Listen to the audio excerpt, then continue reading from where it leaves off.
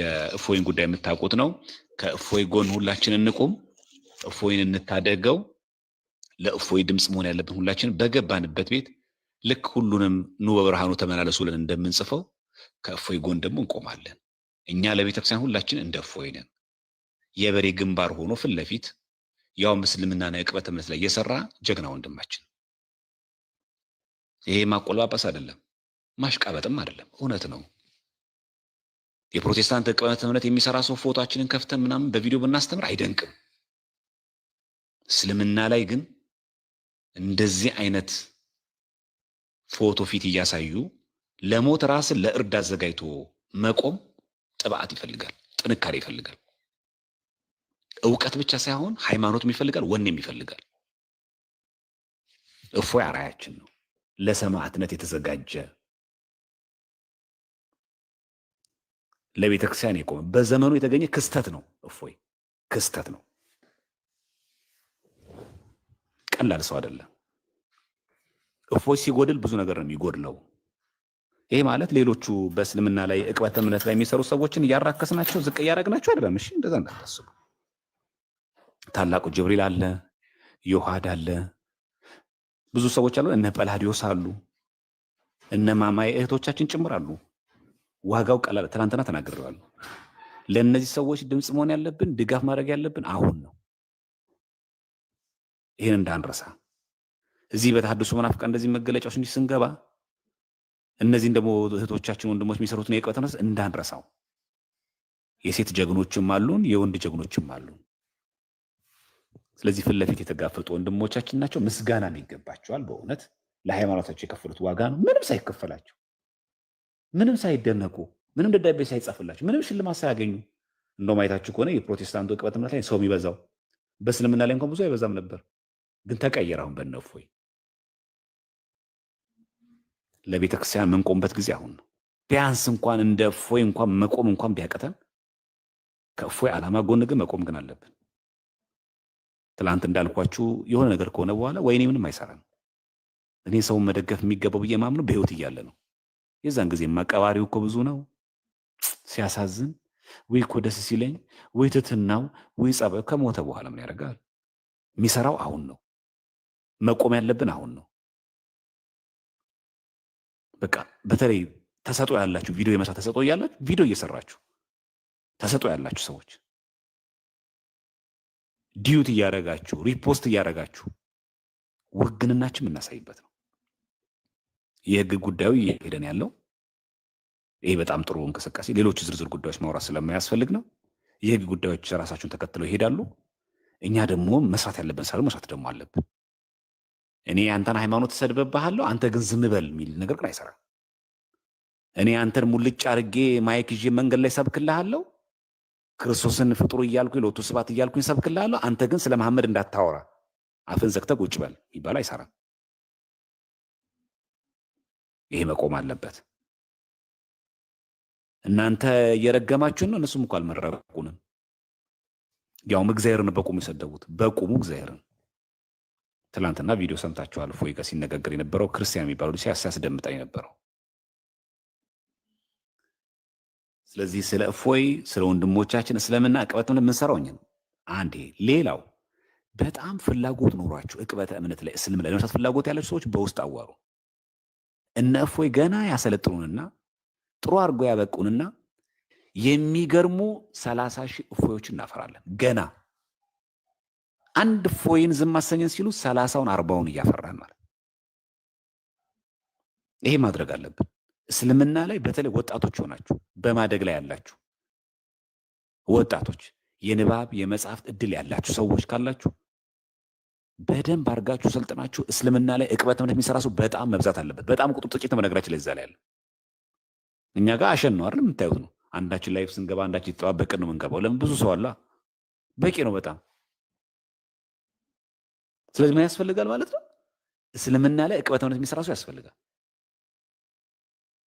ችግር የለም ፎቶአችሁን ባታሳዩ ይቻላል። በቃ ልክ እንደነ ጰላዲዮስ ይቻላል። እነ ታላቁ ጅብሪል ትልቅ የዕቅበተ እምነት ስራ መስራት ይቻላል። ስለዚህ ወደዛ ነው ከእፎይ ጎን ቆማለሁ ብቻ ሳይሆን በንግግር በተግባርም እኔ መስራት ፈልጋለሁ። በዚህ ጉዳይ ላይ ጋይድ የሚያደርገኝ ካለ በስምና ላይም ራሱ እቅበትን መስራት ፈልጋለሁ የምትሉ ልጆች ካላችሁ በውስጥ አናግሩ። ሀሳቤ ግልጽ። ከእፎይ ጎን መሆን ማለት መፈክር ብቻ እንዳይሆን ብዬ ነው። የገንዘብ ድጋፍ ብቻ እንዳይሆን ይሁን ካብሎ ወርወር አድርጎ በቃ ዞር ማለት አይደለም። 30 ሺህ እፎዮችን ማፍራት አለብን። ከሱ ጎን የሚቆሙ ሰዎች ማፍራት አለብን። በጣም በብዙ ቁጥር መጨመር አለብን። በብዙ ቁጥር ወይ እፎይን እኮ አጠፋን ሲሉ ሌላ እፎዮች፣ ኧረ እኮ ጳላዲዮስ ሌላ ጳላዲዮስ፣ ኧረ ታላቁ ጥፋ ሲሉ ሌላ ታላቆች፣ ሌሎች ትልልቆች ይወጣሉ። ስለዚህ በእስልምና ላይ ዕቅበተ እምነት የሚሰራ ሰው በጣም እጅግ አስፈላጊ ነው። መጠንከር አለብን። በመረጃ የሚያወራ በእውቀት የሚያወራ በእውነት የሚሞግት ሰው ያስፈልጋል። ስለዚህ መበርታት አለብን፣ መጠንከር አለብን። ከስር ብዙ አሸን ይፍላ። ብዙ መሰራት አለ። ገና ነን፣ ተኝተን ያለን ገና መስራት አለብን። አብዛኞቻችን አይኖቻችን ያሉት ፕሮቴስታንት ላይ እና ተሐድሶ ናፍቃን ላይ ብቻ ነው። እስልምና ላይ የሚሰራን በጣም አስፈላጊ ነው። ከእፎይ ጎን መቆም ማለት እፎይ የሚሰራው ነገር በመደገፍ እሱም በመተካት ድካሙን በማቅለል ሸክሙን በመሸከም እሱ የሚሰራው ነገር በመስራት ይኸው እፎይ ወንድሜን እኮ አሳረፍኩት ሚል ትውልድ እንፈልጋለን።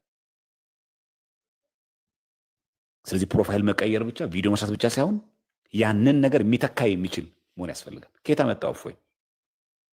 በቃሉ ዓለም ሲያነበንብ የነበረው እንደኛ እኮ ጥቅስ እንኳን ሲያወጣ እኮ አይታይም። ክፈተው እዚህ እያለ ያለ እኮ የሚያስቀ አላያችሁ? ምዕራፍና ቁጥር በቃሉ ሲናገር ምን አይነት ካፓቢሊቲ ነው ይሄ? ምን አይነት መሰጠት ነው ይሄ? ሌላ እፎይ ያስፈልጉናል። አንድ ብቻ በቂ አይደለም። ዛሬ ስላንኳኳ ነው። በነገራችን ላይ እፎይ ለመግደል የታሰበው ለምንድን ነው? ስለተንኳኳ። የእፎይ ትምህርት ገባ፣ ሁሉ ሙስሊም ቤት ገባ። ለዛ ነው በነገራችን ላይ ይሄ ሁሉ ጮት የመጣው ይሄ ሁሉ መግደል የመጣው ለምንድን ነው? ቤት ገባ፣ ጓዳ ገባ፣ ቀሰቀሰ። ቤት ያለውን ወጣት በሙሉ ቀሰቀሰ። ቤት ያለችዋን ሴት ሙስሊም ባሏ ስራ ሲሄድ እየሰማችሁ እንትን አላ ዋይፋይ አላ በየቤቱ አላ በቴሌቪዥን ሰክተ የምታዳምጠው የመረጃ ዘመን ሆና ቪዲዮ እየተከፈተ ጉድ ወጣ። ስለዚህ መደረግ ያለበት ምንድን ነው? መግደል ነው። አስተምሯቸው የሚገልጸው ያንን ነው። እኛ ገድለን ሳይሆን ተገድለን ነው የምንጸድቀው። ገድለ ጊዮርጊስን ብናነበው ገድሎ አለም ተገድሎ ነው። አርሴማን ቅድስት ብንመለከታት ገድላ አለም ተገድላ ነው። ቅዱስ ቂርቆስን ተመለከቱት፣ ገድሎ አይደለም ተገድሎ ነው። እስቲ ገድሎ ቅዱስ የሆነ እኛ ጋር ጥሩልን እስቲ። አንድ ሰማዕት ስለ ክርስቶስ ብዬ እኮ ነው የገደልኩት ያለን እስቲ ማናል?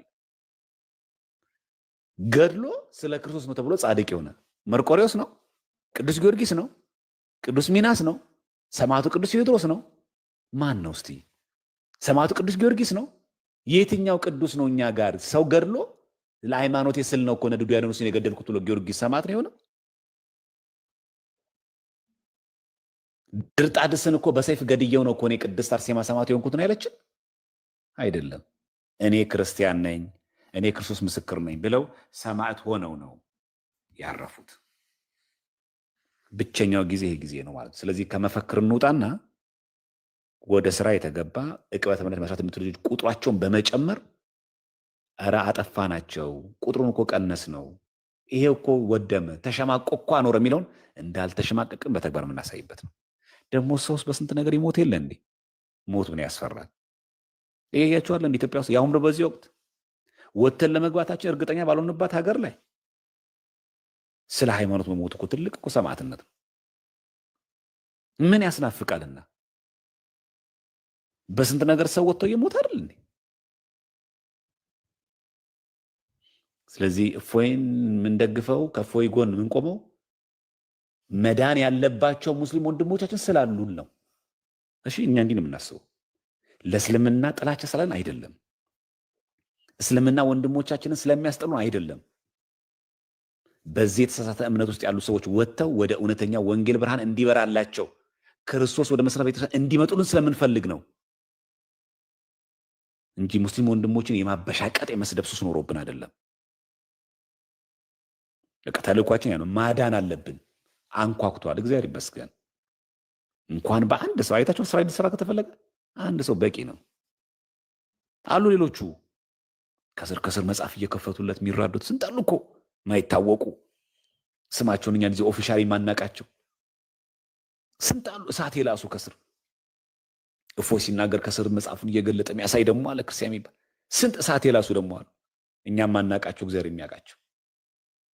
እነሱንም እግዚአብሔር አምላክ ይጠብቅልን። የእነሱን ድካም ለመቀነስ ለማበርታትም እዚህ ቅበት እምነት የምትሰሩ ሰዎች በጣም በርቱ። ከእፎይ ጎን የምንቆመው ለቤተክርስቲያን ስንል ነው። ለጠፉት ወንድሞቻችን መዳን እውነተኛ ወንጌል እንዲበራላቸው ፈልገን ነው። ስለዚህ ቪዲዮ መስራት፣ ዲዩት ማድረግ፣ ሪፖስት ማድረግ፣ ኮመንት እያደረግን መቆም ኦርቶዶክሳዊ ግዴታ ነው። ኦርቶዶክሳዊ ግዴታ ነው። ይሄንን ምናመጣው የት ማስተምረን? ፕሮቴስታንት እኮ አለ የምናደርጋቸው ምናመጣው ወደ ኦርቶዶክሳዊ አስተምሮ የምናመጣቸው በአንዲት ጥምቀት፣ በአንዲት ሜሮን፣ በአንዲት ቁርባን ተጠምቀው ታትመው ቆርበው የክርስቶስ አካል እንዲሆኑ ማድረግ ነው ዓላማችን። ጥላቻ አይደለም ለማለት ፈልጌ ነው። ፉክክርም እልህም አይደለም። ይሄ የሁሉም ኦርቶዶክሳዊ ስራ መሆኑን ለማሳወቅ ፈልጌ ነው። በገባንበት ቤት ሁሉ ይህን እንዳንረሳ። በገባንበት በምንም ርዕስ እንወያይ፣ መጨረሻ ላይ ግን ይህንን ስራ የብዙ ጊዜ ርዕስ ልክ የሆነ ዘመን ዘመቻ አልነበርም፣ ቻሌንጅ ነበር አይደለ? ኖር አሁን ተመላለሱ እኛ ከእፎይ ጎን ነን ብለን እንጽፋለን። ተሐድሶ መናፍቃን እንቃወማለሁ፣ ከእፎይ ጎን ግን እቆማለሁ። በቃ መፈክራችን እች ናት። የተሐድሶ መናፍቃን እንቃወማለሁ፣ ከእፎይ ጎን ግን እቆማለሁ። የተሐድሶ መናፍቃን እንቃወማለሁ፣ ከእፎይ ጎን ግን እቆማለሁ። የኛም ፕሮቨርባችን እች ናት። ቻሌንጃችን ይሄ ነው። ይህንን ስራ ሁላችንም በትክክል መስራት አለብን። የቤት ስራቸው መሆኑን ማወቅ አለብን። በጣም ስላራዘምኩኝ ይቅርታ። ኬኩ ረጅም ሰዓት ወስጄብሃለሁ። ከጊዜ ከሰዓት ውጭ ነው ያደረኩት። በጣም ድካም አለ። ጠዋት እንደገባ ነው ያዝነው እኛ ዛሬ። እኔ ደግሞ በጣም ልቤም ድክም አለኝ። አሁን ልረፍ። እግዚአብሔር ይስጥልን። የምትቀጥሉ ካላችሁ ቀጥሉ። እግዚአብሔር ይስጥልን።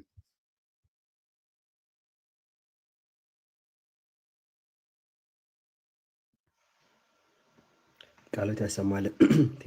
ዲያቆን ቴዲ እዚህ ለምናደምጥ ኦርቶዶክሳውያን በተለይ ሁላችንም ሰላም ክርስቶስ ይብዛላችሁ ብያለሁ። እሰማለሁ። ቴዎሲስዬ ይሰማል። ሰላም አለ የምሰማ ከሆነ ዘማርያምዬ እግዚአብሔር ይመስገን። እኛ እፎይና ጳላዲ በውስጥም ጭምር እያስተማሩን ስለሆነ በጣም ብዙ ልጆች እየፈሩ ነው። እግዚአብሔር የተመሰገነ ይሁንና በጣም ድንቅ ነው። በውስጥ የሚያስተምሩትን እንደውም ብታዩት የእውነት እንባ አውጥታችሁ ታለቅሱ ነበር። የሚያደርጉትን መስዋዕትነት ያለምንም አጋዥ ኢቭን በብዙ ቻሌንጅ ነው በውስጥ ሁሉ የሚያስተምሩንና እኔ ጳላዲን አመስግኑልኝ ማለት እፈልጋለሁ። እዚህም አንድ ነገር፣ ሁለተኛ ነገር ደግሞ ምንድነው በውስጥ ሲያስተምሩን አብረው ክርስትናውንም ጭምር ነው የሚያስተምሩን።